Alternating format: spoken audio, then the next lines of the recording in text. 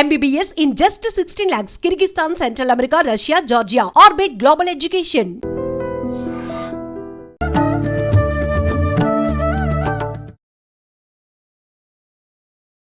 నమస్కారం, welcome to I dream. ధర్మ మార్గం విత్ విజిత కార్యక్రమానికి స్వాగతం. ప్రస్తుతం మనతో పాటు ఉన్నారు ప్రముఖ జ్యోతిష్య పండితులు, ఆధ్యాత్మికవేత్త సుభాష్ శర్మ గారు. ఇప్పుడు గురుగారితో మాట్లాడదాం. నమస్కారం గురుగారు. శ్రీమాత్రే నమః. గురుగారు, శ్రావణ మాసం మనకి ఈసారి శుక్రవారంతో ప్రారంభం అవుతుంది. మరుసటి రోజు శనివారం.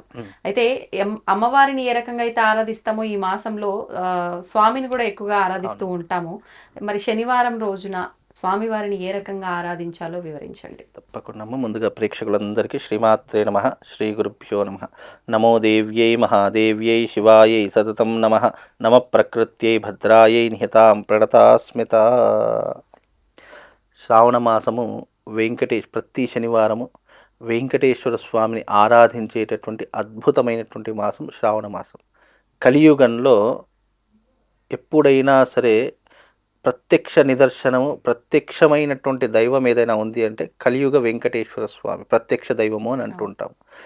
కలియుగంలో ఇప్పటికీ కూడా ఆయనను స్మరించిన, ఆయనను రూపాన్ని దర్శించిన, లేదా ఆయన యొక్క నామాన్ని తలుచుకున్న మనకున్నటువంటి ఇబ్బందులన్నీ కూడా తొలగించేటటువంటి పేరు ఏదైనా ఉంది అని అంటే కనుక ఓం నమో వెంకటేశాయ అనే పేరు.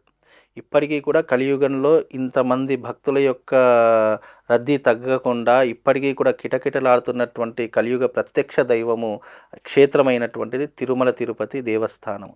ఎందుకంత ప్రత్యేకత అంటే కలియుగంలో ఆయనను మించినటువంటి భగవంతుడు ఎవరూ లేరు. అంటే ఒక్కొక్క యుగానికి, ఒక్కొక్క ధర్మానికి ఒక్కొక్క దేవతను ఆరాధిస్తూ ఉంటాం. కలియుగంలో ప్రత్యక్ష దైవం ఎవరు అంటే వెంకటేశ్వర స్వామి అని అర్థము. ఆయన రోజు ఏదైనా వచ్చింది, ఆయన రోజున ఏదైనా పూజించుకుందామంటే శనివారం రోజున పూజిస్తూ ఉంటాం. కానీ ఇంకా ప్రత్యేకంగా పూజించాలి, 7 శనివారాల వ్రతము అని ఆచరిస్తూ ఉంటారు చాలామంది. అది ఈ శ్రావణ మాసంలో ఆచరించడం చాలా విశేషము. ఈ వెంకటేశ్వర స్వామి వారి యొక్క వ్రతాన్ని ఎవరైతే ఈ శ్రావణ మాసంలో ప్రారంభం చేస్తారో వాళ్ళందరికీ కూడా తప్పకుండా భగవంతుడి యొక్క అనుగ్రహం దొరకడంతో పాటు వాళ్ళ కుటుంబంలో ఉన్నటువంటి ఇక్కట్లు, ఇబ్బందులు, ఆటంకాలు అన్నీ కూడా తొలగించేటటువంటి ఒక ప్రత్యేకమైన నిదర్శనం 7 శనివారాల వ్రతం. ఈ 7 శనివారాల వ్రతం చేస్తే గనక మనకు కాదు, లేదు, రాదు అనుకున్నటువంటి కోరికే ఉండదు. ఇక అది భక్తి ప్రపత్తులతో, శ్రద్ధతో చేస్తే గనక తప్పకుండా ఆ స్వామివారే వచ్చి ఆ కోరికలు నెరవేర్చేటటువంటి గొప్పనైనటువంటి వ్రతం 7 శనివారాల వ్రతం. అందులో ఈ శుక్రవారం తర్వాత 2వ రోజు వచ్చేటటువంటిది శనివారం. ఈ శ్రావణ మాసంలో 2వ రోజు శనివారం కాబట్టి ఈ శనివారం నాడు ఎవరైతే ఈ యొక్క వెంకటేశ్వర స్వామి వారి యొక్క వ్రతాన్ని కానీ లేదా ఉపవాస దీక్షనైనా సరే, ఈ శ్రావణ మాసం వచ్చేది చాలా మట్టుకు ఉపవాస దీక్షలు చేస్తూనే ఉంటారు. అందులో ప్రత్యేకంగా శుక్రవారం, శనివారం, సోమవారం ఇంకా ప్రత్యేకమైనటువంటి రోజులు కాబట్టి అందులోనూ ఈ మాసము శ్రవణ మాసం కాబట్టి శ్రవణ నక్షత్రంతో అంటే వెంకటేశ్వర స్వామి పుట్టినటువంటి జన్మ నక్షత్రంతో వస్తుంది కాబట్టి అందుకే శనివారానికి కూడా అంత ప్రత్యేకత. కాబట్టి ఎవరికైతే సంతానపరమైనటువంటి ఇబ్బందులు ఉన్నాయో లేదా ఎవరికైతే మానసిక పరిస్థితులు బాగా లేవు, ఈ మధ్యకాలంలో అబ్నార్మల్గా పుట్టినటువంటి పిల్లలు చాలామంది ఉంటూ ఉన్నారు. అంటే లైక్ ఏదైనా స్కిన్ ఎలర్జీతో పుట్టడం కానీ లేదా ఈ కళ్ళ ఎఫెక్ట్. ఈ మధ్యకాలంలో మొన్న రీసెంట్లీ పుట్టడంతోనే ఆ అబ్బాయికి కళ్ళద్దాలు వచ్చేసాయి. అంటే బికాజ్ ఒక 2-3 సంవత్సరాలకే కళ్ళద్దాలు పెట్టుకునేటువంటి పరిస్థితులు ఏర్పడాయి. అంటే కంటికి సంబంధించినటువంటి వ్యాధులు ఉన్నటువంటి వారికైనా సరే ఈ మాసంలో ఎవరైతే ఈ శనివారం రోజున 7 శనివారాల వ్రతం ప్రారంభం చేస్తారో తప్పకుండా వాళ్లకు ఆయుష్ పరంగా, అలాగే ఆరోగ్యపరంగా, హెల్త్ పరంగా, వెల్త్ పరంగా, కెరియర్ పరంగా, డబ్బు పరంగా, వృత్తి వ్యాపార పరంగా, అన్నిటి పరంగా ఇదొక మంచి రెమెడీ అని చెప్పుకోవచ్చు. ఈ రెమెడీ ఎలా చేయాలి, ఏ రకంగా చేస్తే బాగుంటుంది అని అనుకునే ప్రతి ఒక్కరికి కూడా శ్రావణ మాసంలో వచ్చే 4 శనివారాలు చాలా ప్రత్యేకమైనటువంటివి. శ్రావణ మాసం తర్వాత భాద్రపద మాసం వస్తుంది. అది మనకు పౌర్ణమితో ఈ యొక్క వెంకటేశ్వర స్వామి వారి యొక్క వ్రతం అనేది పూర్తయిపోతుంది. కాబట్టి ఈ 7 శనివారాలు చాలా ప్రత్యేకమైనటువంటివి. ఈ 7 శనివారాల రోజున మీరు చక్కగా ఒక పీటను ఏర్పాటు చేసుకొని ప్రతి శనివారం రోజున వెంకటేశ్వర స్వామి వారి యొక్క చిత్రపటాన్ని ముందర పెట్టుకొని దాని ముందర ఒక కలశాన్ని పెట్టుకొని చక్కగా ఇరువైపులా 2 దీపాలు వెలిగించుకొని స్వామి స్వామివారి యొక్క షోడశోపచార పూజ ఉంటుంది. వైష్ణవ ఆగమం ప్రకారం కొన్ని కర్మలు ఉంటాయి, అది తెలిస్తే చేయించుకోండి. లేదు అని అంటే కనుక ఒక అయ్యగారిని పిలిపించుకొని ఈ 7 శనివారాల వ్రతాన్ని ప్రారంభం చేసుకోండి. ఈ 7 శనివారాల వ్రతం ప్రారంభం చేయడం ఎప్పుడైతే ప్రారంభిస్తారో మీ జీవితంలో ఉన్నటువంటి చెడునంతా కూడా ఒకటి తీసేసేటటువంటి ప్రయత్నం ఆ వెంకటేశ్వర స్వామి చూసుకుంటాడు.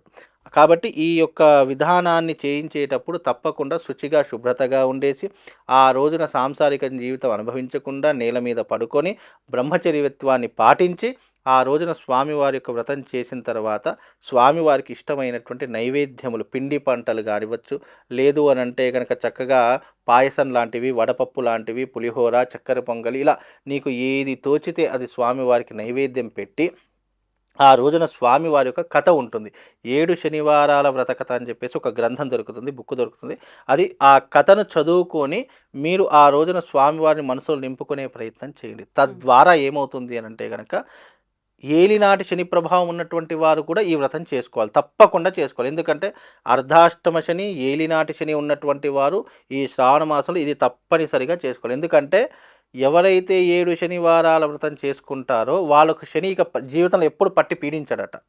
రాబోయేటటువంటి రోజులు ఇంకా నీ జీవితంలో శని దశ ప్రారంభమవుతుంది, నీ శని దశ రాబోతుంది అనుకున్నప్పుడు కూడా నువ్వు ఏం భయపడాల్సిన పని లేదు. తప్పకుండా ఈ ఏలినాటి శని కూడా తొలగిపోయేటటువంటి అవకాశం ఉంటుంది.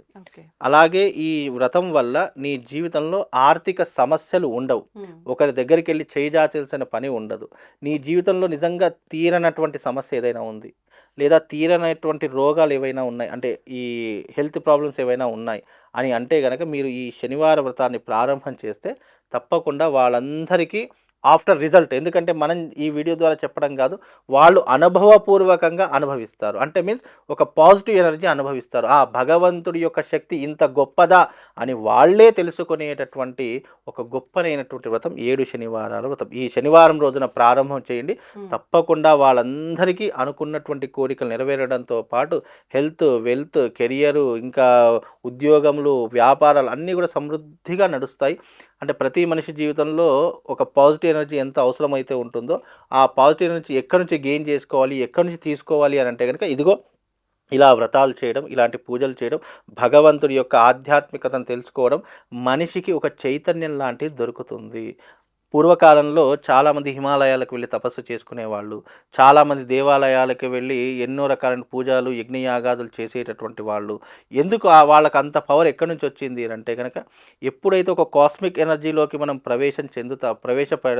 అవుతామో అప్పుడు దాంట్లో ఉన్నటువంటి శక్తి చైతన్యం మనల్ని ఒక ఉన్నతమైనటువంటి స్థితిలోకి పెడుతుంది. ఆ ఉన్నతమైన స్థితి ఎప్పుడు అనుభవిస్తామంటే అది కేవలం డెవోషనల్ తరఫు, అది ఆధ్యాత్మికం తరఫు. ఆ ఆధ్యాత్మికంలో ఎవరైతే అడుగు పెడతారో తప్పకుండా వాడి జీవితం అంతా కూడా ఆ భగవంతుడి యొక్క అనుగ్రహంతో సజావుగా సాగిపోతుంది.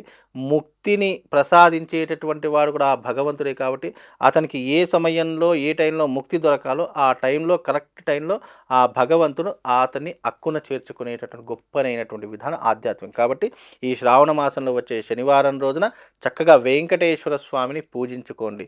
తప్పకుండా స్వామివారిని పూజించే ప్రతి ఒక్కరికి కూడా ఎక్కడికో తిరుపతికి వెళ్ళి పూజించుకోవాల్సినటువంటి శక్తి మనకు లేదు కాబట్టి మన ఇంట్లోనే ఆ స్వామివారిని కొలువ చేసుకొని తప్పకుండా పూజించుకునే ప్రయత్నం చేస్తే శుభం లాభంతో పాటు అదృష్ట యోగం కూడా కలుగుతుందమ్మా. ధన్యవాదాలండి. శ్రీమాత్. తవ్వండి, తవ్వుతూనే శివలింగం సరే దాన్ని అట్లా కప్పేసేయండి, చూపించదండి. Krishna is there. మూర్తి పూజ కాదు, సాక్షాత్ బ్రజేంద్ర నందన భగవాన్ ఉన్నారు మూర్తిలో. ఏమీ ఆశించకుండా ఆరాధించే వాళ్ళు కూడా ఉన్నారా ప్రభుజీ? నిజమైన భక్తి అంటే మనకు తెలియదు కాబట్టి